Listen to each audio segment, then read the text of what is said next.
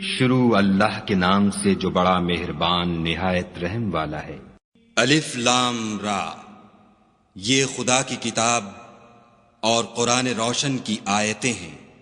کسی وقت کافر لوگ آرزو کریں گے کہ اے کاش وہ مسلمان ہوتے۔ اے محمد صلی اللہ علیہ وآلہ وسلم، ان کو ان کے حال پر رہنے دو کہ کھا لیں اور فائدے اٹھا لیں، اور طول عمل ان کو دنیا میں مشغول کیے رہے۔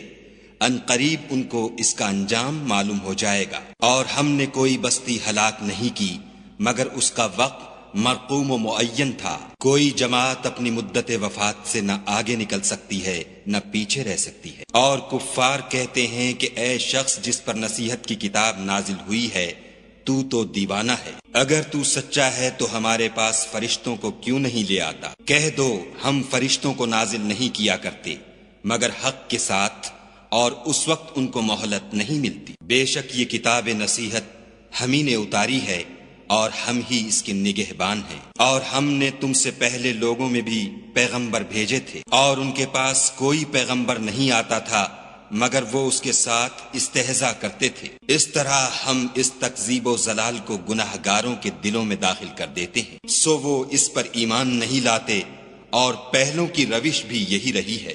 اور اگر ہم آسمان کا کوئی دروازہ ان پر کھول دیں اور وہ اس میں چڑھنے بھی لگیں تو بھی یہی کہیں گے کہ ہماری آنکھیں مخمور ہو گئی ہیں، بلکہ ہم پر جادو کر دیا گیا ہے۔ اور ہم ہی نے آسمان میں برج بنائے اور دیکھنے والوں کے لیے اس کو سجا دیا، اور ہر شیطان راندہ درگاہ سے اسے محفوظ کر دیا۔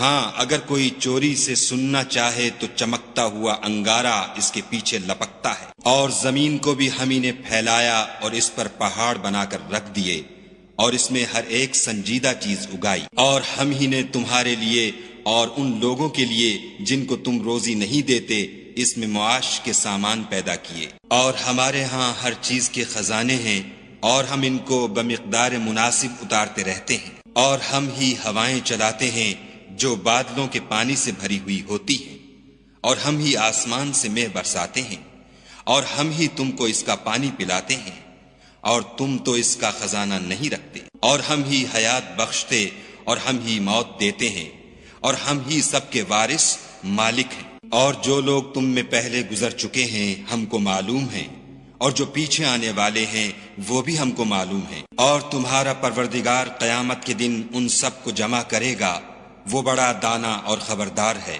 اور ہم نے انسان کو کھن کھناتے سڑے ہوئے گارے سے پیدا کیا ہے، اور جنوں کو اس سے بھی پہلے بے دھوئیں کی آگ سے پیدا کیا تھا۔ اور جب تمہارے پروردگار نے فرشتوں سے فرمایا کہ میں کھن کھناتے سڑے ہوئے گارے سے ایک بشر بنانے والا ہوں، جب اس کو صورت انسانیہ میں درست کر لوں اور اس میں اپنی بے بہا چیز یعنی روح پھونک دوں تو اس کے آگے سجدے میں گر پڑنا، تو فرشتے تو سب کے سب سجدے میں گر پڑے مگر شیطان کہ اس نے سجدہ کرنے والوں کے ساتھ ہونے سے انکار کیا۔ خدا نے فرمایا کہ ابلیس تجھے کیا ہوا ہے کہ تو سجدہ کرنے والوں میں شامل نہ ہوا؟ اس نے کہا میں ایسا نہیں ہوں کہ انسان کو جس کو تو نے کھن کھناتے سڑے ہوئے گارے سے بنایا ہے سجدہ کروں۔ خدا نے فرمایا یہاں سے نکل جا، تو مردود ہے، اور تجھ پر قیامت کے دن تک لعنت برسے گی۔ اس نے کہا کہ پروردگار مجھے اس دن تک مہلت دے جب لوگ مرنے کے بعد زندہ کیے جائیں گے۔ فرمایا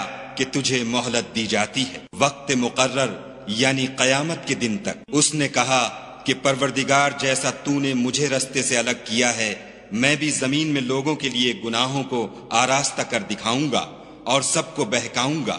ہاں ان میں جو تیرے مخلص بندے ہیں ان پر قابو چلنا مشکل ہے۔ خدا نے فرمایا کہ مجھ تک پہنچنے کا یہی سیدھا رستہ ہے۔ جو میرے مخلص بندے ہیں ان پر تجھے کچھ قدرت نہیں کہ ان کو گناہ میں ڈال سکے، ہاں بدراہوں میں سے جو تیرے پیچھے چل پڑے۔ اور ان سب کے وعدے کی جگہ جہنم ہے، اس کے 7 دروازے ہیں، ہر ایک دروازے کے لیے ان میں سے جماعتیں تقسیم کر دی گئی ہیں۔ جو متقی ہیں وہ باغوں اور چشموں میں ہوں گے، ان سے کہا جائے گا کہ ان میں سلامتی اور خاطر جمع سے داخل ہو جاؤ، اور ان کے دلوں میں جو کدورت ہوگی ان کو ہم نکال کر صاف کر دیں گے، گویا بھائی بھائی تختوں پر ایک دوسرے کے سامنے بیٹھے ہوئے ہیں، نہ ان کو وہاں کوئی تکلیف پہنچے گی اور نہ وہ وہاں سے نکالے جائیں گے۔ اے پیغمبر صلی اللہ علیہ وآلہ وسلم، میرے بندوں کو بتا دو کہ میں بڑا بخشنے والا اور مہربان ہوں، اور یہ کہ میرا عذاب بھی درد دینے والا عذاب ہے۔ اور ان کو ابراہیم کے مہمانوں کا احوال سنا دو۔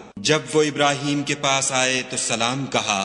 انہوں نے کہا کہ ہمیں تو تم سے ڈر لگتا ہے۔ انہوں نے کہا کہ ڈریے نہیں، ہم آپ کو ایک دانش مند لڑکے کی خوشخبری دیتے ہیں۔ وہ بولے کہ جب مجھے بڑھاپے نے آ پکڑا تو تم خوشخبری دینے لگے، اب کاہے کی خوشخبری دیتے ہو؟ انہوں نے کہا کہ ہم آپ کو سچی خوشخبری دیتے ہیں، آپ مایوس نہ ہوجیے۔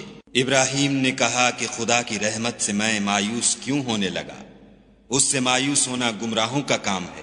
پھر کہنے لگے کہ فرشتوں تمہیں اور کیا کام ہے؟ انہوں نے کہا کہ ہم ایک گناہ گار قوم کی طرف بھیجے گئے ہیں کہ اس کو عذاب کریں، مگر لوط کے گھر والے کہ ان سب کو ہم بچا لیں گے، البتہ ان کی عورت کہ اس کے لیے ہم نے ٹھہرا دیا ہے کہ وہ پیچھے رہ جائے گی۔ پھر جب فرشتے لوط کے گھر گئے تو لوط نے کہا تم تو ناآشنا سے لوگ ہو۔ وہ بولے کہ نہیں، بلکہ ہم آپ کے پاس وہ چیز لے کر آئے ہیں جس میں لوگ شک کرتے تھے، اور ہم آپ کے پاس یقینی بات لے کر آئے ہیں اور ہم سچ کہتے ہیں۔ تو آپ کچھ رات رہے سے اپنے گھر والوں کو لے نکلیں اور خود ان کے پیچھے چلیں، اور آپ میں سے کوئی شخص پیچھے مڑ کر نہ دیکھے، اور جہاں آپ کو حکم ہو وہاں چلے جائیے۔ اور ہم نے لوط کی طرف وحی بھیجی کہ ان لوگوں کی جڑ صبح ہوتے ہوتے کاٹ دی جائے گی، اور اہل شہر لوط کے پاس خوش خوش دوڑے آئے۔ لوط نے کہا کہ یہ میرے مہمان ہیں، کہیں ان کے بارے میں مجھے رسوا نہ کرنا، اور خدا سے ڈرو اور میری بے آبروئی نہ کیجو۔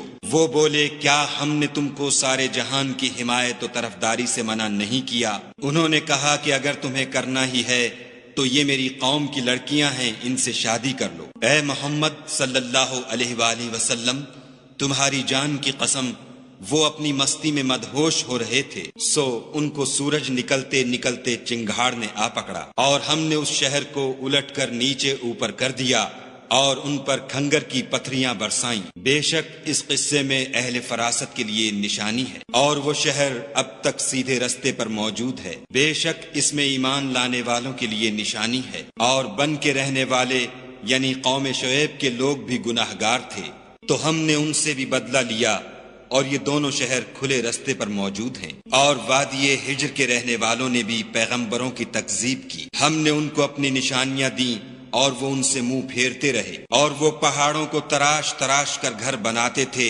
کہ امن و اطمینان سے رہیں گے، تو چیخ نے ان کو صبح ہوتے ہوتے آ پکڑا، اور جو کام وہ کرتے تھے وہ ان کے کچھ بھی کام نہ آئے۔ اور ہم نے آسمانوں اور زمین کو اور جو مخلوقات ان میں ہے اس کو تدبیر کے ساتھ پیدا کیا ہے، اور قیامت تو ضرور آ کر رہے گی، تو تم ان لوگوں سے اچھی طرح سے درگزر کرو۔ کچھ شک نہیں کہ تمہارا پروردگار ہی سب کچھ پیدا کرنے والا اور جاننے والا ہے۔ اور ہم نے تم کو 7 آیتیں جو نماز میں دہرا کر پڑھی جاتی ہیں، یعنی سورہ الحمد اور عظمت والا قرآن عطا فرمایا ہے، اور ہم نے کفار کی کئی جماعتوں کو جو فوائد دنیاوی سے متمتع کیا ہے، تم ان کی طرف رغبت سے آنکھ اٹھا کر نہ دیکھنا، اور نہ ان کے حال پر تعسف کرنا، اور مومنوں سے خاطر اور تواضع سے پیش آنا، اور کہہ دو کہ میں تو اعلانیہ ڈر سنانے والا ہوں۔ اور ہم ان کفار پر اسی طرح عذاب نازل کریں گے جس طرح ان لوگوں پر نازل کیا